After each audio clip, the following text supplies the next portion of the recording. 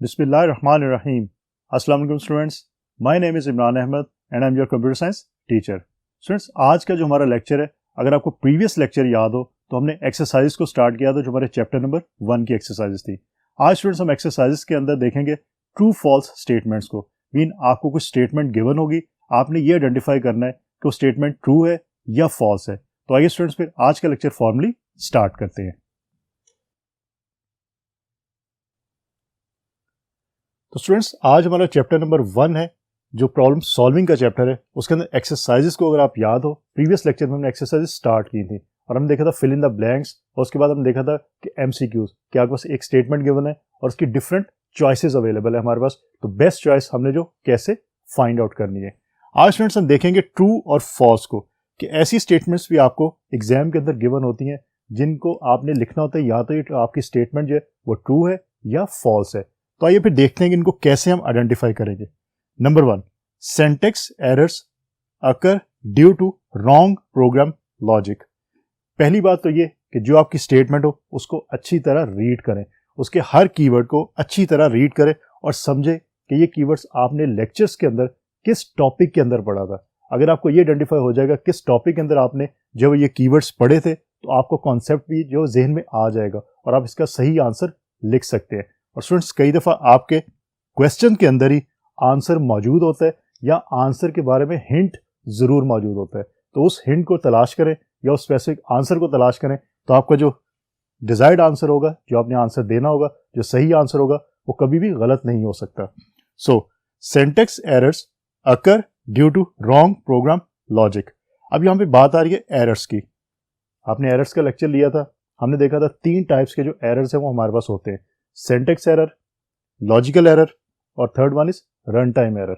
अब उनमें से सिंटैक्स एरर की बात हो रही है कि सिंटैक्स एरर कब जो अकर होते हैं. बात है प्रोग्राम लॉजिक की, लेकिन प्रोग्राम लॉजिक जो है उसके एरर्स जो होते हैं वो लॉजिकल एरर्स कहलाते हैं. उनका सिंटैक्स एरर से कोई ताल्लुक नहीं होता. तो यहाँ पे आपको हिंट मिल रहा है कि यहाँ पे सिंटैक्स है और यहाँ पे लॉजिक है. तो सिंटैक्स एरर और logic errors basically 2 different errors की टाइप्स हैं. तो इस तरह आप ये कह सकते हैं कि आपकी ये जो स्टेटमेंट है syntax errors occur due to wrong program logic, ये आपकी फॉल्स है. इस वजह से ये नहीं होते. सिंटैक्स एरर किस वजह से होते हैं? ग्रामेटिकल जो गलतियां होती हैं आपकी प्रोग्रामिंग लैंग्वेज के अंदर जो प्रोग्रामर करता है उस वजह से आपके सिंटैक्स एरर्स होते हैं. तो ये आपकी स्ट्रेट फॉरवर्ड जो फॉल्स स्टेटमेंट होगी. तो मैं इसको एफ मेंशन कर देता हूं. Number 2, top down design is followed to solve simple problems. पहली चीज तो ये कि टॉप डाउन डिजाइन होता गया, इसके बारे में आपको पता होना चाहिए. स्टूडेंट्स आप लोगों ने जो स्टेप्स देखे थे प्रॉब्लम सॉल्विंग के स्टेप्स के अंदर हमने बात की थी टॉप डाउन. आपके जो डिजाइन है या डिवाइड एंड कंकर रूल, ये दोनों एक ही चीज है. और हम देखा था कि ये किस काम के लिए यूज होते हैं.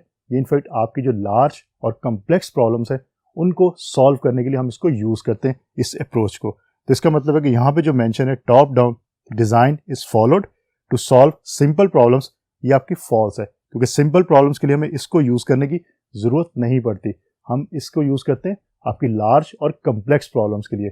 याद रखिएगा टॉप डाउन डिजाइन और डिवाइड एंड कंकर रूल एक ही चीज के 2 नाम है. तो ये आपके फॉल्स स्टेटमेंट है. Number 3, desk checking is the process of verifying the working of an algorithm. अब डेफिनेशन है डेस्क चेकिंग की, कि डेस्क चेकिंग बेसिकली होती क्या है. अगेन इसको रीड करें. Desk checking is the process of verifying the working of an algorithm. Students अगर आपको डेस्क चेकिंग की डेफिनेशन याद है तो आपको पता होना चाहिए कि ये डेफिनेशन सही है या गलत है. तो इनफैक्ट ये डेफिनेशन आपकी जो वो बिल्कुल सही है कि डेस्क चेकिंग जो है वो वर्किंग ऑफ एन एल्गोरिथम को वेरीफाई करने के लिए चेक किया जाता है कि आपका जो एल्गोरिथम है वो आपको रिजल्ट प्रोवाइड कर रहा है या नहीं कर रहा. तो इस केस में ये आपकी ट्रू स्टेटमेंट है. अब स्टूडेंट्स देखते हैं हमारे पास और कौन कौन सी स्टेटमेंट्स मौजूद हैं और फिर हम उसको आइडेंटिफाई करेंगे कि उसमें से ट्रू स्टेटमेंट कौन सी है हमारी और फॉल्स स्टेटमेंट कौन सी है. So let's see. So number 4, debugging is the process of finding and removing errors in the program. Again एक डेफिनेशन है डीबगिंग की, कि डीबगिंग का प्रोसेस क्या करता है. हमने देखा था टेस्टिंग और डीबगिंग का जो हमारे स्टेप था प्रॉब्लम सॉल्विंग के अंदर, वहां पे हमने बात की थी डीबगिंग की, कि डीबगिंग का प्रोसेस क्या काम करता है। सो डीबगिंग का प्रोसेस आपका क्या करता है, एरर्स को फाइंड करता है और फिर उसको रिमूव भी करता है। तो इनफैक्ट ये आपकी जो स्टेटमेंट है दिस इज ट्रू स्टेटमेंट, तो आप इसको टी मेंशन कर देंगे। Number 5, A rectangle symbol is used for decision making in flowchart। अब फ्लोचार्ट के जो सिंबल्स हैं हमारे पास स्टूडेंट्स, उनको जरा माइंड में लेके आए। उन सिंबल्स में हमने देखा था डिफरेंट टाइप के सिंबल्स थे हमारे पास, स्टार्ट एंड एंड के सिंबल थे, उसके अलावा इनपुट आउटपुट के सिंबल थे, प्रोसेसिंग का सिंबल था, डिसीजन का सिंबल था, कनेक्टर्स के सिंबल थे, उसके साथ साथ आपका जो वो फ्लो लाइन्स का सिंबल था। तो यहाँ पे ये पूछा गया कि आपका जो डिसीजन मेकिंग का सिंबल था वो इनफैक्ट क्या था। यहाँ जो आपको मेंशन है वो है rectangle symbol is used for decision making. लेकिन आप लोगों को याद होना चाहिए कि रेक्टेंगल सिंबल आपका डिसीजन मेकिंग के लिए यूज नहीं होता, वो किसके लिए यूज होता है, वो प्रोसेसिंग के लिए यूज होता है। आपके डिसीजन मेकिंग के लिए डायमंड सिंबल जो है वो यूज होता है। इसका मतलब है कि आपकी ये जो स्टेटमेंट है ये फॉल्स स्टेटमेंट है, हम इसको एफ लिखते हैं। Number 6, requirement document is not helpful eight development stage. Friends, ये बड़ा एक ट्रिकी सा क्वेश्चन है कि रिक्वायरमेंट जो आपका डॉक्यूमेंट है कि आपका जो प्रोसेसर या आपका प्रोसेसर करने के बाद आपको जो रिजल्ट मिलता है वो result according to the user requirement है या नहीं है। हमने बात की थी प्रॉब्लम सॉल्विंग के जो हमारे स्टेप्स थे उसके अंदर हमने बात की थी कि स्पेसिफाई रिक्वायरमेंट, कि रिक्वायरमेंट को स्पेसिफाई किया जाता है ताकि आपका जो प्रोग्रामर है वो अकॉर्डिंग टू यूजर रिक्वायरमेंट जो प्रोग्राम को डिजाइन कर सके। सो रिक्वायरमेंट जो डॉक्यूमेंट डिजाइन किया जाता है वो आपका डेवलपमेंट फेज के अंदर बहुत ज्यादा हेल्पफुल होता है, क्योंकि डेवलपमेंट विदाउट रिक्वायरमेंट डॉक्यूमेंट के जो है वो पॉसिबल ही नहीं हो सकती। क्योंकि जब तक प्रोग्रामर को ये नहीं पता होगा कि यूजर की रिक्वायरमेंट क्या है वो तब तक प्रोग्राम डिजाइन नहीं कर सकता। So this statement is requirement document is not helpful eight development stage, ये आपकी फॉल्स स्टेटमेंट कहलाएगी।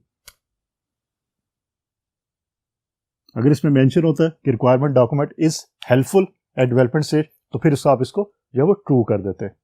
Number 7, the usual direction of flow chart is from right to left. ये बात भी हमने फ्लो चार्ट्स के अंदर डिटेल के साथ देखी थी कि फ्लो चार्ट के अंदर जो आपकी डायरेक्शन होती है फ्लो की वो या तो आपकी टॉप से बॉटम की तरफ होती है या आपकी जो है वो लेफ्ट से राइट की तरफ होती है। सो राइट से लेफ्ट की तरफ जो है ये आपका फॉल्स स्टेटमेंट है, तो ये बात याद रखिएगा। This is F.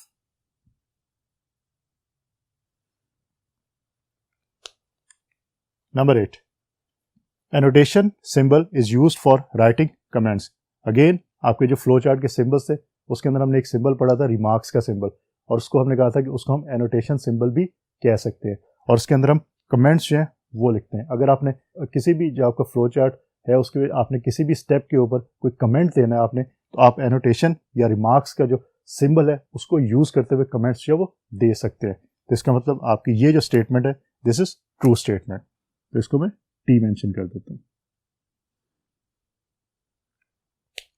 Number 9, run time errors stop the execution of a programme.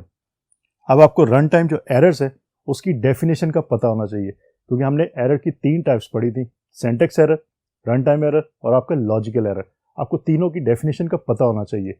Run time errors basically क्या करते हैं, प्रोग्राम की एग्जीक्यूशन को स्टॉप कर देते हैं। एग्जाम्पल इसकी है, अगर आप किसी भी नंबर को 0 से डिवाइड करते हैं तो उस केस के अंदर आपका रन टाइम एरर जो है वो अक्कर हो सकता है। तो याद रखिएगा रन टाइम एरर जो है वो आपके प्रोग्राम की जो एग्जीक्यूशन है उसको स्टॉप कर देते। सिंटैक्स एरर्स ये काम नहीं करते, लॉजिकल एरर भी ये काम नहीं करते। तो इसका मतलब है कि यहाँ पे जो मेंशन है run time errors stop the execution of a program, ये आपकी ट्रू स्टेटमेंट है।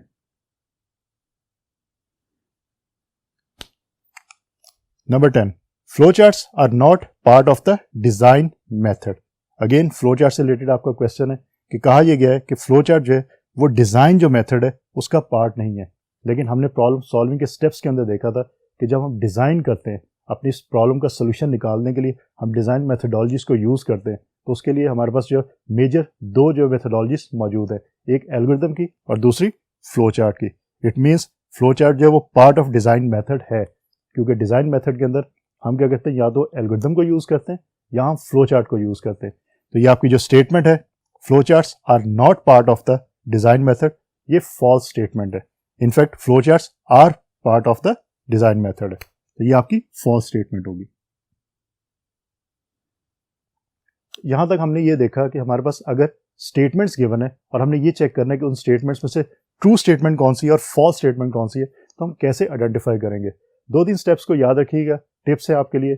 सबसे पहले ये कि आपने स्टेटमेंट को अच्छी तरह रीड करना है। रीड करने के बाद आपने उसमें से जो कीवर्ड्स हैं उनको आइडेंटिफाई करना है। कीवर्ड्स को आइडेंटिफाई करने के बाद आप ये देखें कि आपने उसके रिलेटेड जो लेक्चर्स लिए थे, उन लेक्चर्स में हमने क्या कॉन्सेप्ट जो है वो पढ़ा था या सीखा था। उन कॉन्सेप्ट्स को यूज करते हुए आप जो है ट्रू और फॉल्स जो आंसर में लिख सकते हैं। और दूसरी बात, आपको कई दफ़ा स्टेटमेंट के अंदर ही आंसर मिल जाता है या स्टेटमेंट के अंदर आपको उसका हिंट ज़रूर मिल जाता है कि ये स्टेटमेंट आपकी ट्रू होगी या फॉल्स होगी। उसके अलावा स्टूडेंट्स, यहाँ पे जिस तरह लिखा है फ्लो चार्ट आर नॉट, ये नॉट का जो कीवर्ड है ये इसको ज़रा याद रखिएगा, क्योंकि अगर आप जल्दी में इसको पढ़ गए तो हो सकता है आप इसको स्किप कर दें, आप पढ़ जाए कि flow chart are part of the design method, तो उस केस में आप इसको फिर ट्रू लिख देंगे। तो याद रखिएगा, काफ़ी स्टेटमेंट्स की निगेशन होती है, तो निगेशन को आपने जहन में रखना है ताकि आपका जो आंसर है वो ठीक हो सके। तो ये थे हमारे ट्रू फॉल्स स्टेटमेंट्स कि अगर स्टेटमेंट गिवन है, हमने उसमें से ट्रू और फॉल्स को आइडेंटिफाई करना है तो कैसे कर सकते हैं। अब स्टूडेंट्स हम देखते हैं कुछ और क्वेश्चंस को जो हमारी टेक्स्ट बुक के अंदर मौजूद है। So let's C.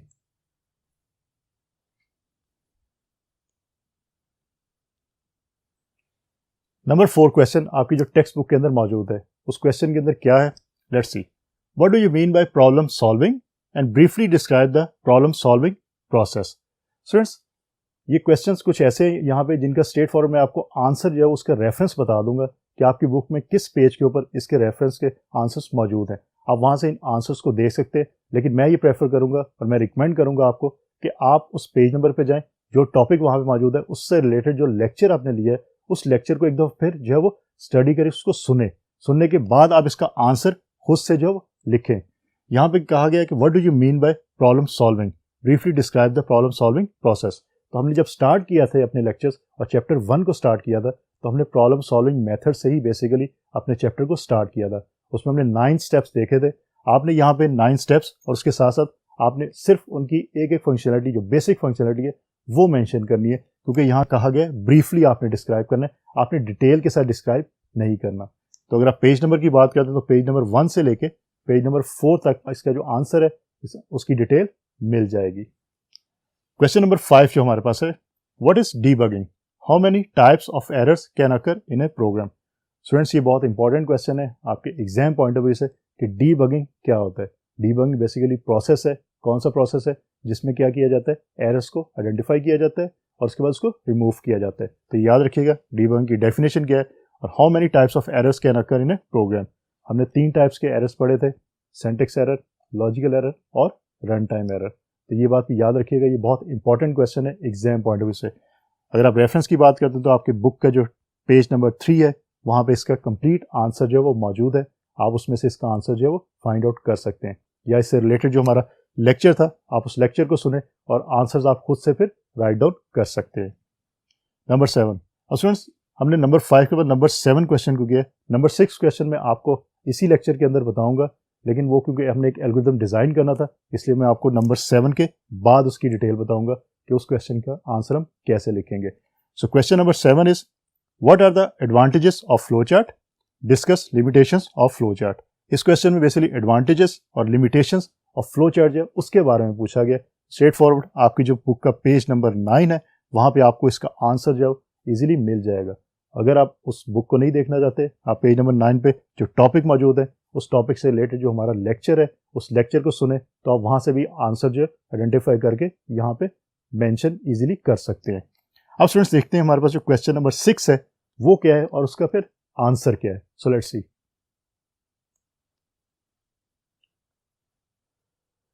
Question number 6, define algorithm. पहली चीज तो कि आपने एल्गोरिथम डिफाइन करना है। आपको पता है कि एल्गोरिथम क्या है, finite set of steps basically algorithm कहलाता है। याद रखिएगा सेट ऑफ स्टेप्स के साथ आपने फाइनाइट का वर्ड जो है वो लाजमी ऐड करना है, क्योंकि आपका जो एल्गोरिथम है वो फाइनाइट सेट ऑफ स्टेप्स होते हैं। Write a step form algorithm for making a phone call to your friend.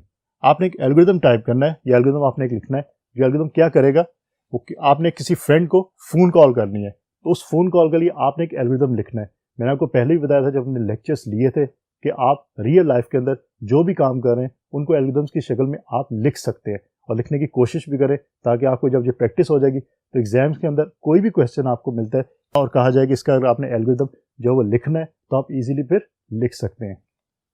और स्टूडेंट्स, इसका एल्गोरिथम लिखने के लिए स्टेप्स जो हमारे 1 से 7 तक स्टेप्स हमने यूज़ किए हैं, बट एक चीज़ याद रखिएगा, हर पर्सन की लॉजिक डिफरेंट होती है। ये एल्गोरिथम मैंने यहाँ पे मेंशन किया है तो ये मेरी लॉजिक है। आप लोग जब इस एल्गोरिथम को लिखेंगे हो सकता है आपकी लॉजिक मुझसे डिफरेंट हो, लेकिन एक तो है कि आपका इनपुट सही होना चाहिए, प्रोसेसिंग सही होनी चाहिए, आउटपुट सही होनी चाहिए, तब आप कह सकते हैं कि आपका एल्गोरिथम ठीक है। आपकी लॉजिक कुछ भी हो सकती है, आपके स्टेप्स इससे कम भी हो सकते हैं, इससे ज़्यादा भी हो सकते हैं, आपके जो वर्डिंग है, यहाँ पे जो सेंटेंसेस लिखे हैं ये भी आपके डिफरेंट हो सकते हैं, डजेंट मैटर, लेकिन लॉजिकली आपका एल्गोरिथम ठीक होना चाहिए। मीन जो आपको डिजायर्ड आउटपुट चाहिए वो आउटपुट आपको वो दे रहा हो एल्गोरिथम, तो ये बात याद रखिएगा। सो स्टेप 1 के अंदर हम जब स्टार्ट करेंगे तो pick up the phone and check the dial tone. सबसे पहले हम फोन को यूज करेंगे, चेक करेंगे कि फोन आपका डेड तो नहीं है, चल रहा है, फोन काम कर रहा है, उसकी डायल टोन को चेक किया जाएगा। उसके बाद स्टेप 2 के अंदर press your friends phone number. जो फोन नंबर आपके फ्रेंड का है उसके नंबर को आप प्रेस करेंगे। आप नॉर्मली जब किसी को कॉल करते हैं, अपने फ्रेंड को कॉल करते हैं या अपनी रिलेटिव को किसी को कॉल करते हैं, तो आप इसी तरह काम करते हैं। सबसे पहले फ़ोन चेक करते हैं कि आपका फ़ोन वर्किंग कंडीशन में है, उसके बाद फिर आप उसका नंबर प्रेस करते हैं। तो वही स्टेप्स यहाँ पे लिख दिए गए। Third step, if busy wait and jump to step 2। अगर फोन ऑलरेडी बिजी है, मीन आपका फ्रेंड ऑलरेडी किसी से अगर बात कर रहा है, तो आप क्या करेंगे, आप वेट करेंगे। अब वेट यहाँ पे आप मेंशन कर सकते हैं, 5 मिनट्स वेट करेंगे, आप 1 मिनट करेंगे, 2 मिनट करेंगे, 3 मिनट करेंगे, 10 मिनट्स करेंगे, ये मेंशन आप कर सकते हैं। उसके बाद आप जंप टू स्टेप 2। उसके बाद आप क्या करेंगे, दोबारा से स्टेप 2 पे चले जाएंगे। मीन आपने वेट किया, आपने फोन पहले किया, आपका जो बिजी था नंबर आपके फ्रेंड का, आपने वेट किया 2 या 3 मिनट के लिए, उसके बाद आपने दोबारा से प्रेस किया अपने फ्रेंड्स के फोन नंबर को, तो आप जंप करके दोबारा स्टेप 2 पे चले गए। अगेन स्टेप 2 पे आपने ये किया, अगर फिर ये काम हुआ तो दोबारा से आपने वेट किया और फिर स्टेप 2 पे चले गए। लेकिन अगर बिजी नहीं है तो पॉसिबिलिटी है, इफ नो वन आंसर, कि बेल हो रही है, किसी ने उठाया नहीं, इन आपके फ्रेंड ने उठाया नहीं, so leave a message to friends answering machine. और पॉसिबल है कि उसके आंसरिंग मशीन चल रही हो फोन के ऊपर और आंसरिंग मशीन पे वो मैसेज जो है रिकॉर्ड हो सकता हो, तो आप उस पर मैसेज रिकॉर्ड करवा सकते हैं। नंबर 5 पे, if no answering machine hang up and wait for 1 hour then jump to step 2। अगर कोई आंसरिंग मशीन नहीं है और फोन पिक नहीं किया जा रहा, तो आप क्या करेंगे, आप हैंग अप करेंगे, उसके बाद आप वेट करेंगे। आप 30 मिनट्स कर सकते हैं, 10 मिनट कर सकते हैं, आप 1 घंटा भी कर सकते हैं। यहाँ पे 1 आवर का मैंने मेंशन किया, लेकिन आप ये टाइम चेंज कर सकते हैं। उसके बाद दोबारा से आप जंप करेंगे किस पे, स्टेप नंबर 2 के ऊपर। मीन दोबारा से आप जो वो फोन नंबर आप जो प्रेस करेंगे और अपने फ्रेंड से बात करने की कोशिश करेंगे। उसके बाद स्टेप 6 के अंदर अगर ये दोनों मसाइल नहीं होते तो आपका फ्रेंड जो आपको कॉल उठा लेता है, तो आप उससे फिर इजीली बात कर सकते हैं, और बात कर सकते हैं तो हमारा एल्गोरिथम यहाँ पे फिर एंड हो जाएगा स्टेप नंबर 7 के अंदर। अब students, this is my logic. मैंने अपनी लॉजिक के मुताबिक यहाँ पे आपको ये एल्गोरिथम एक लिख के दे दिया। आप अपनी लॉजिक के मुताबिक इसको बना सकते हैं। आप सिंपल स्टेप जो आप रियल लाइफ के अंदर करते हैं किसी भी अपने फ्रेंड को कॉल करने के लिए, उन स्टेप्स को आप जब अपने पेपर के ऊपर लिखेंगे तो भी आपका एल्गोरिथम ही बन जाएगा। आप उस एल्गोरिथम को लिख सकते हैं। तो ज़रूरी नहीं कि जो यहाँ पे मेंशन है तो वो आपको इंटरनेट के ऊपर मिलता है इसका सोल्यूशन, या आपको बुक के अंदर सोल्यूशन मिलता है, वही आपने एग्जैक्ट वही लिखना है। इनको रट्टा मारने की जरूरत नहीं है, जस्ट अपनी लॉजिक को यूज़ करें और आंसर आप खुद से लिख सकते हैं। तो स्टूडेंट्स, आज जो हमारा लेक्चर था वो इनफैक्ट एक्सरसाइज से रिलेटेड ही था। हमने सबसे पहले ये बात की कि हमारे पास जो ट्रू और फॉल्स स्टेटमेंट है उनको हम कैसे आइडेंटिफाई करते हैं। उसके बाद हमने कुछ और क्वेश्चंस की बात की, साथ हमने रेफरेंस देखे कि बुक के अंदर कहाँ पे उनके आंसर्स मौजूद हैं, और लास्ट में हमने एक ऐसा क्वेश्चन देखा जिसमें हमने एल्गोरिथम डिज़ाइन करके देखा कि अगर आपने अपने फ्रेंड को फ़ोन कॉल करनी हो तो उसके लिए एल्गोरिथम डिज़ाइन अगर करना हो तो कैसे किया जा सकता है। स्टूडेंट्स, होपफुली आज का लेक्चर आपको अच्छी तरह समझ आ गया होगा। इंशाल्लाह अगली दफ़ा नए लेक्चर के साथ दोबारा मुलाकात होगी। तब तक के लिए अल्लाह हाफिज़।